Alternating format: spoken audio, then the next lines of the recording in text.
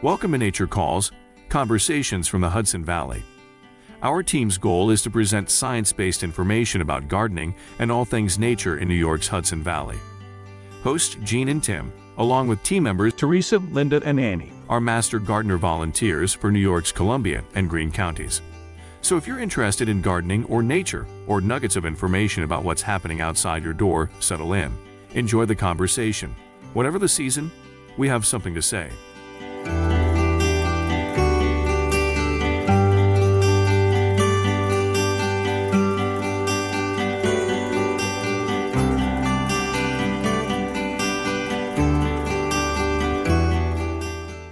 Hi, I'm Tim Kennelty, And I'm Jean Thomas. and welcome to Nature Calls, Conversations from the Hudson Valley. Today we have the honor of chatting with Dwayne Pancoast, author and raconteur from Rochester.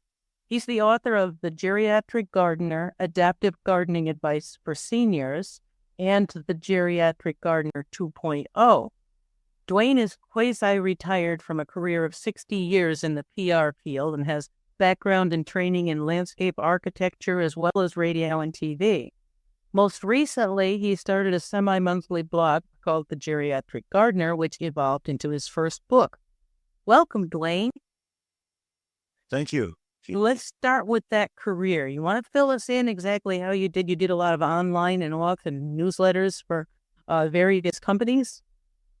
Yes, all the companies around the country liked what we were doing for our local company.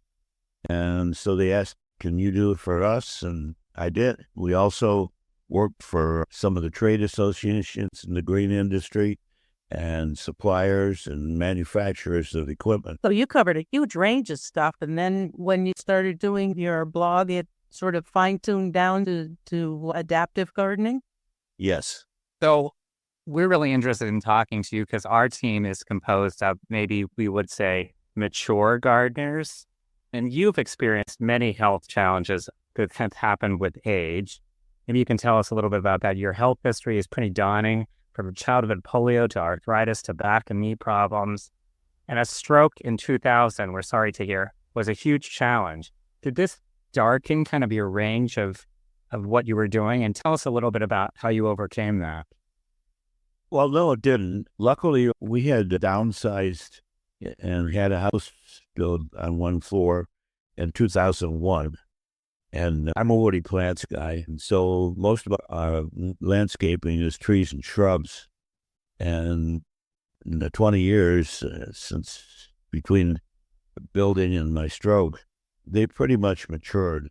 And I had, for the most part, hired out most of that work. So now I kind of concentrate on indoor gardening, especially my collection of Tillandsia hair plants. How cool. Oh, you just said you adapted to that, and you're calling this adaptive gardening, which we really like. How did you come up with that in terms of I didn't come up with it. adaptive? I didn't come up with it. Okay. It's a recognized phrase. I didn't even know what it was.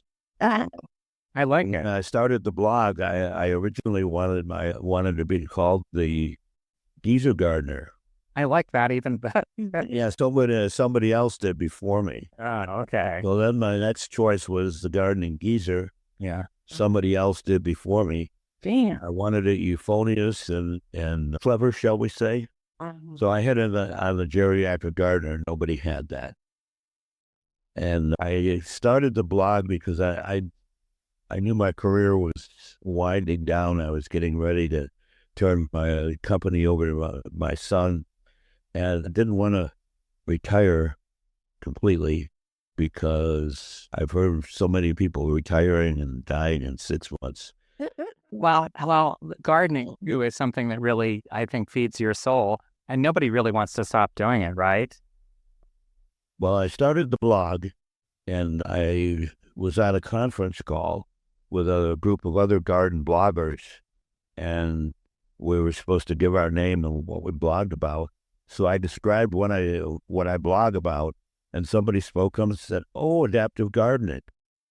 I had never heard the phrase before, but I Googled it, and sure enough, that's what it is. It's a discipline, really.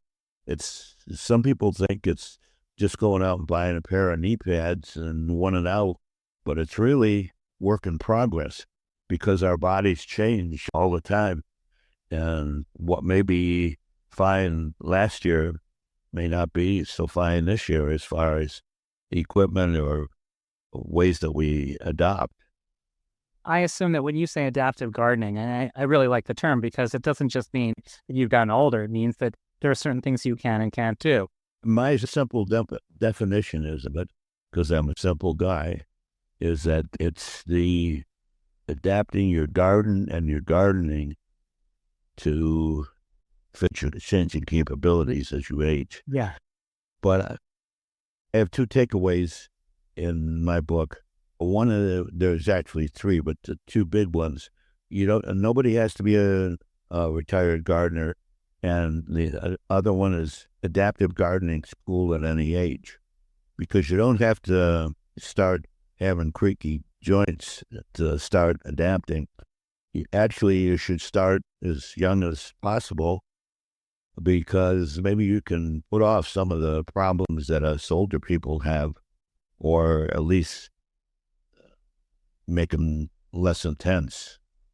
Well, and I think all of us kind of include in the definition of gardening, it's the planning, it's the enjoying. And so adaptive gardening could mean, and I'm very lucky to have someone who helps me, having someone help you and direct them and have a plan and have a goal and then enjoy it. And it doesn't mean that you have to actually even put your hands in the soil, right? That's true. I'm not one of these people who likes to dig in the dirt, especially with my indoor gardening, because the only place I have to do it is on the kitchen table, and as much as I spread newspaper out, everything, I always make a mess with the soil. Well, Tillandsias don't use a lot of soil anyway, do they? Doesn't use any. Yeah. Used a lot of water. Yeah. To that water, either spritz them every day or soak them once a week. I got mine on a every other week schedule. It sounds like a perfect plan for adaptive gardening, really. It is. I used to go around and, I put the air plants on to soak, and then I'd go around to the potted plants with a moisture meter and water them. Well, it was pretty hard on a walker to carry a watering can. So my significant other took that over, and they seemed to like her Wow. better than mine. Right. Delegating. So I got the rubber leftovers container that's just the right size for all my tillandsia. So every other week I go around the house, pick them up, put them in the container, run tepid water in them, leave it for an hour and a half, then take them out, put them on a towel that says sometimes I wet my plants, and let them dry for another hour. And then I take them home. Okay, you're not the only expert we've interviewed lately. We talked to the host of a PBS show called Garden Pit. Have you seen it? Yes. Okay, she came and had an interview with us. And is going to talk to us again. And we're going to talk to her again today. I'll tell her you said hello. But they travel the country and do all this kind of thing. And we found out that not all gardeners have the same ailments. It has more to do with what they're gardening and how. That's a part of it, but there are actually three areas that require adaptation. The muscles and joints are only one of them, probably the biggest one because the most people are affected by it. But there's also cardiovascular, cardiopulmonary, or lung problems that limit the amount of weight you can pick up and your breathing. And then there's visual and vision problems, memory loss. Yeah. So in your book, Dwayne, do you cover those specific things? Like if somebody's got a problem with their vision and you're figuring it out, so they can go through your books and find specific suggestions. Yes. Okay, that's great. We had another interview with one of our Master Gardener volunteers, and she was talking about the ergonomics, the specialized tools. Yes.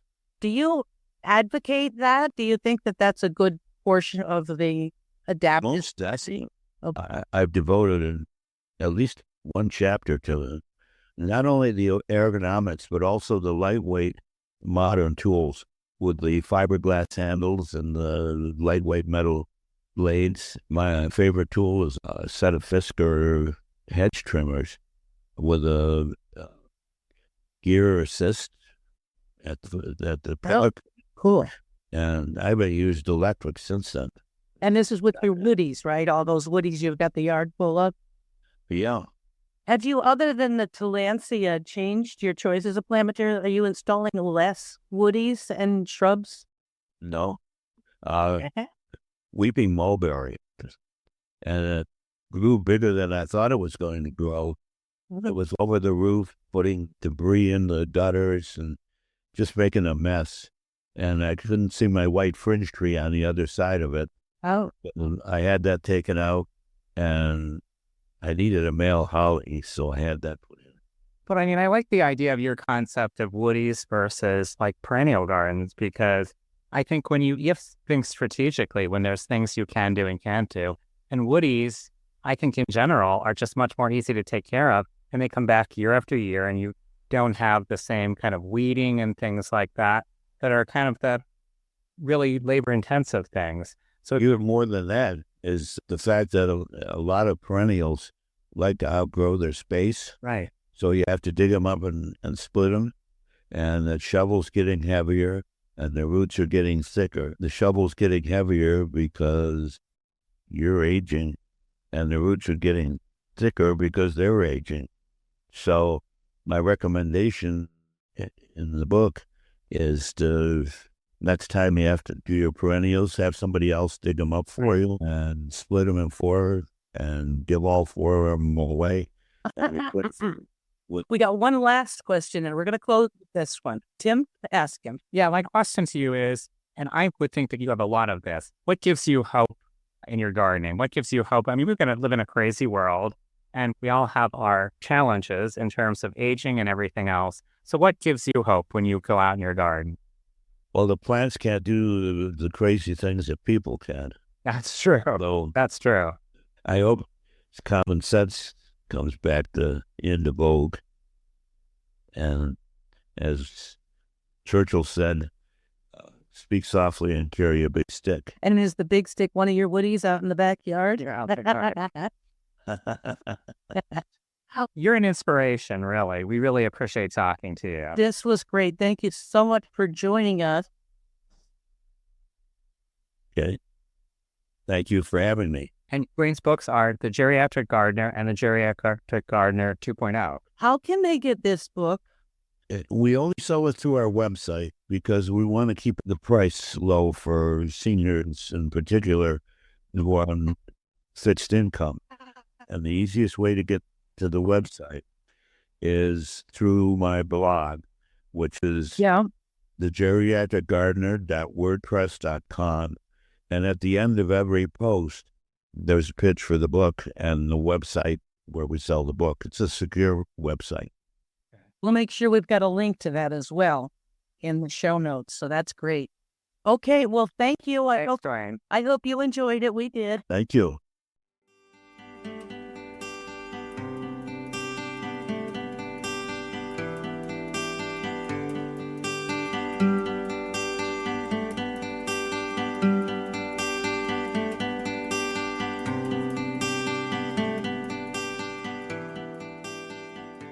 That concludes another episode of Nature Calls, Conversations from the Hudson Valley. We would like to thank Sandra Powers and Devin Connolly from Cornell Cooperative Extension of Columbia and Greene Counties for production support. And a special thank you to our listeners for joining us on this episode of Nature Calls, Conversations from the Hudson Valley. You can find links to any of the topics mentioned in this episode at our website at ccecolumbiagreen.org. Comments and suggestions for future topics may be directed to us at columbiagreenmgb@cornell.edu or on the CCE Master Gardener Volunteers of Columbia and Greene Counties Facebook page. For more information about Cornell Cooperative Extension of Columbia and Greene Counties, visit our website at ccecolumbiagreen.org or visit us in Hudson or in Acra. Cornell Cooperative Extension provides equal programming and employment opportunities